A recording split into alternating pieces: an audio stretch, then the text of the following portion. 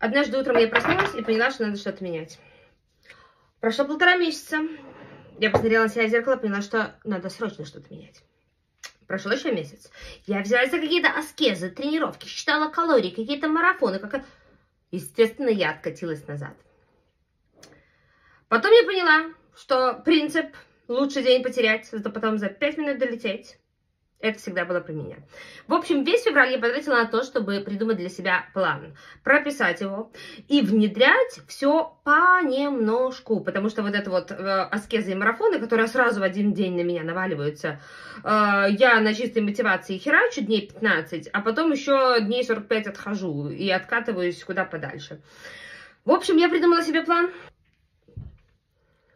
Вот это вот я ставлю себе каждое утро как пометку о том, что я вот прям сегодня и только сегодня, вот только сегодня, только продержись до вечера, собираюсь ему следовать.